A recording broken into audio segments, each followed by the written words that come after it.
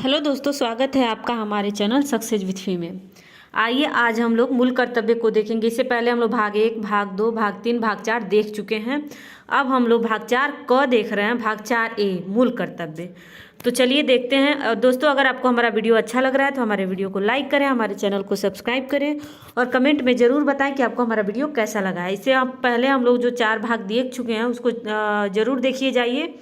सारे important article हैं, फिर उसका डिटेल भी, सब सारे आर्टिकल का डिटेल, मतलब जैसे कि अगर है 43 है तो आर्टिकल 43 का 43A, मतलब पूरा यूपीएससी लेवल का सारा इसमें दिया हुआ है। आप जाइए उसको ज़रूर देखिए। चलिए देखते हैं मूल कर्तव्य क्या है, पहले ये देखिए।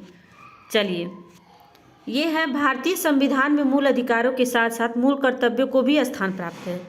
चूंकि अधिकार विहीन कर्तव्य निरर्थक होते हैं, जबकि कर्तव्यहीन अधिकार निरंकुशता पैदा करते हैं, अतः एक दूसरे के पूरक हैं।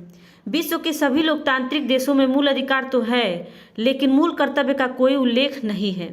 इसका प्रमुख उदाहरण अमेरिकी संविधान है। ये साम्यवादी देशों में मूल कर्तव्यों की घोषणा की परंपरा दिखाई पड़ता है। उदाहरण स्वरूप इसमें दिया है कि सोवियत संघ, मतलब ये होता है रूस। ठीक है, चलिए इसके आगे देखिए संवैधानिक उपबंध क्या है। मूल संविधान में मूल कर्तव्य नहीं थे। 1975 में तत्कालीन प्रधानमंत्री इंदिरा गांधी द्वारा आपातकाल की घोषणा की गई। तभी सरदार स्वर्ण सिंह के नेतृत्व में गठित समिति ने सुझाव दिया कि मूल अधिकारों के साथ मूल कर्तव्य भी होने चाहिए। इस समिति की अनुशंसा पर ही 42वें संविधान संशोधन 1976 द्वारा भारतीय संविधान में भाग 4 के बाद भाग 4 क जोड़ा गया और अनुच्छेद 51 क के अंतर्गत 10 मूल कर्तव्यों की सूची का समावेश किया गया। 86वें संविधान संशोधन 2002 के द्वारा एक और मूल कर्तव्य 11वें मूल कर्तव्य के रूप में जोड़ा गया। इसमें प्रावधान है कि 6 से 14 वर्ष की आयु के बच्चों को माता पिता, संरक्षकों का कर्तव्य होगा कि ये स्वयं पर आश्रित बच्चों को शिक्षा प्राप्त करने का अवसर प्रदान करें। भारत में मूल कर्तव्य को भूतपूर्व सोवियत संघ के संविधान से लिया गया है, मतलब कि मूल कर्तव्य रूस के संविधान से लिया गया है। ऑप्शन में आपका ये भूतपूर्व सोवियत संघ भी आ सकता है और रूस भी आ सकता है।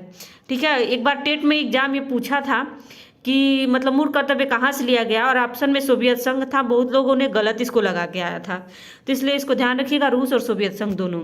चलिए नेक्स्ट देखते हैं कि भारत के प्रत्येक नागरिक का यह कर्तव्य होगा कि वह, मतलब ये जो 11 मूल कर्तव्य हैं उसको पॉइंट वाइज दिया। पहला मूल कर्तव्य क्या है, दूसरा क्या, क्योंकि कभी कभी ये भी आपका क्वेश्चन अब पूछ रहा है कि मतलब मूल कर्तव्य का दे रहा है और पूछ रहा है कि ये कौन सा मूल कर्तव्य है, पहला, दूसरा, तीसरा, चौथा।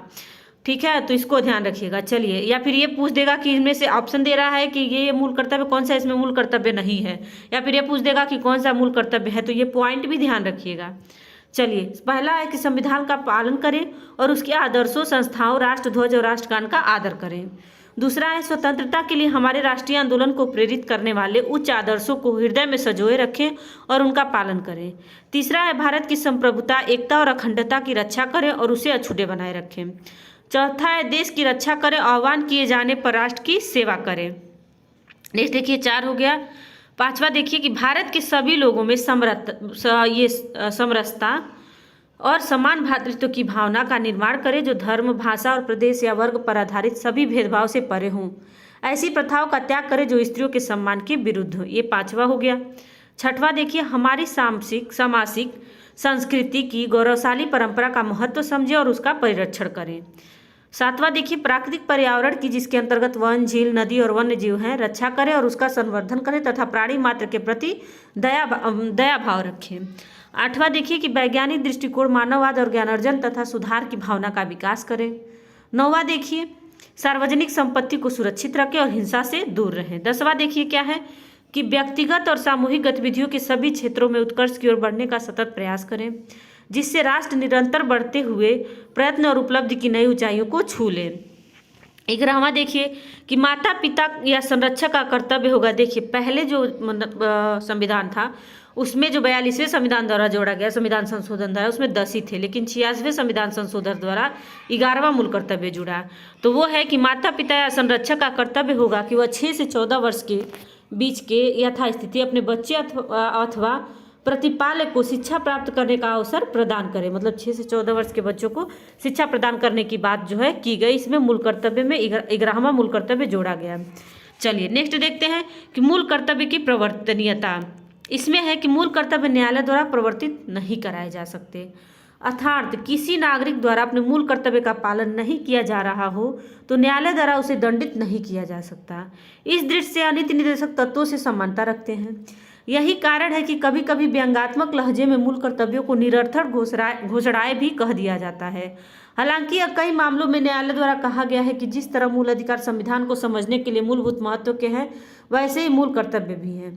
भारत सरकार द्वारा मूल कर्तव्यों के प्रचालन के संबंध में वर्मा समिति, देखिए कि मूल कर्तव्य के प्रचालन मतलब उसको लागू करने के संबंध में जो है वर्मा समिति गठित की गई। इस समिति द्वारा प्रस्तुत रिपोर्ट के अंतर्गत देखिए इसमें क्या कहा गया। सुप्रीम कोर्ट ने 138 ऐसे निर्णयों की सूची प्रस्तुत की जिनमें पर्यावरण के संरक्षण को एक मुख्य आधार बनाया गया। देखिए वर्मा समिति ने क्या प्रस्तुत किया था कि पर्यावरण के संरक्षण का एक मुख्य आधार बनाया गया। इसका मतलब यह है कि पर्यावरण संरक्षण का कर्तव्य सिर्फ सरकार का न होकर प्रत्येक व्यक्ति का भी हो और उसके अधिकारों पर इस दृष्टि से सीमाएं आरोपित की जा सकती हैं। चलिए नेक्स्ट देखिए कि मूल कर्तव्यों के संबंध में किए गए सरकारी प्रयास क्या थे। ये है कि न्यायालयों के साथ साथ भारत सरकार एवं राज्य सरकार द्वारा कई ऐसे नियम और कानून बनाए गए जो मूल कर्तव्यों को लागू करते हैं।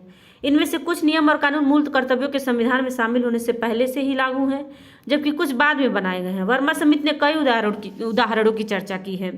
अनुच्छेद 51 क में देखिए मतलब ऐसे आएगा 51 ए, ऐसे देखिए इंग्लिश में भी आ सकता है और हिंदी में आ सकता है क, ठीक है, तो इसको ध्यान रखिएगा। इसमें राष्ट्रीय ध्वज के सम्मान की बात की गई। इससे संबंधित निर्देश भारतीय ध्वज संहिता 2002 में शामिल है। भारतीय संविधान राष्ट्रगीत, राष्ट्रध्वज आदि के अपमान पर रोक लगाता है। 51 ग में देखिए क्या है कि राष्ट्र की एकता और अखंडता की बात कही गई। राज्य द्वारा कई ऐसे नियम बनाए गए जो इन कर्तव्यों को बाध्यकारी बनाते हैं, जैसे भारतीय दंड संहिता की धारा 153 में राष्ट्रीय एकता को नुकसान पहुंचाना अपराध की श्रेणी में रखा गया है और जन प्रतिनिधित्व अधिनियम 1951 द्वारा यह व्यवस्था की गई है कि यदि कोई व्यक्ति धर्म, जातीय, नस्लीय या भाषाई आधारों पर नफरत फैलाता है तो इन आधारों पर वोट मांगता है तो संसद या राज्य विधानमंडल की सदस्यता हेतु इसे अयोग्य घोषित किया जा सकता है। ठीक है, नेक्स्ट देखिए कि इसके बारे में क्या है। देखिए उसके बाद देखिए सुप्रीम कोर्ट का निर्णय कब आया। इस पे जो सुप्रीम कोर्ट का निर्णय आया नवंबर 2016 में सुप्रीम कोर्ट ने मूल कर्तव्यों के संबंध में महत्वपूर्ण निर्णय दिए। पहला देखिए कि सिनेमा हॉल में फिल्म की शुरुआत में राष्ट्रीय गान का प्रसारण और वहां उपस्थित सभी लोगों द्वारा इसके सम्मान में खड़ा होना अनिवार्य है। और दूसरा देखिए राष्ट्रगान के समय पर्दे पर राष्ट्रीय ध्वज का होना अनिवार्य है। बाद में 2018 में सुप्रीम कोर्ट द्वारा ही उक्त निर्णय की अनिवार्यता को समाप्त कर दिया गया। विधि दे की संविधान सभा द्वारा 24 जनवरी 1950 को राष्ट्रीय गान को अपनाया गया था तथा भारतीय संविधान के 42वें संविधान संशोधन के माध्यम से मूल कर्तव्यों में अनुच्छेद 51 क के अंतर्गत राष्ट्रीय ध्वज व राष्ट्रीय गान के आदर से संबंधित प्रावधान किए गए थे। तो देखिए इसको ध्यान रखिएगा, ये भी क्वेश्चन पूछा जाता है कि राष्ट्रीय गान को कब अपनाया गया था, तो ये है 24 जनवरी 1950, डेट याद रखिएगा। चलिए नेक्स्ट देखते हैं कि मूल कर्तव्यों का क्या महत्व है। देखिए यह सचेतक के रूप में नागरिकों को अपने देश, समाज तथा लोगों के प्रति कर्तव्यों के बारे में जानकारी रखने में मदद करता है।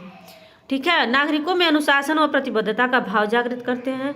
राष्ट्र में प्रेम, त्याग, सेवा एवं बलिदान की भावना ये पैदा करते हैं जो राष्ट्र के निर्णय के लिए महत्वपूर्ण माने जाते हैं।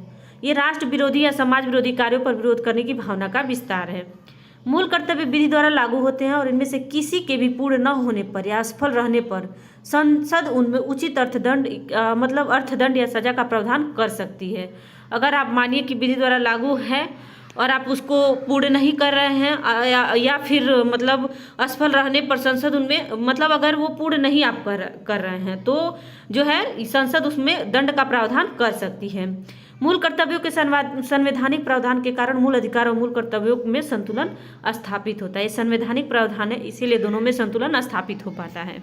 तो चलिए आज के लिए बस इतना ही। अगर आपको हमारा वीडियो अच्छा लगा है तो हमारे वीडियो को लाइक करें, चैनल को सब्सक्राइब करें और कमेंट में जरूर बताएं कि आपको हमारा वीडियो कैसा लगा है। इसके आगे मूल कर्तव्य पे जो भी क्वेश्चन है वो मैं कल के वीडियो में कराऊंगी। देखिए दोस्तों, चलिए तो आज के लिए बस इतना ही। Thank you so much.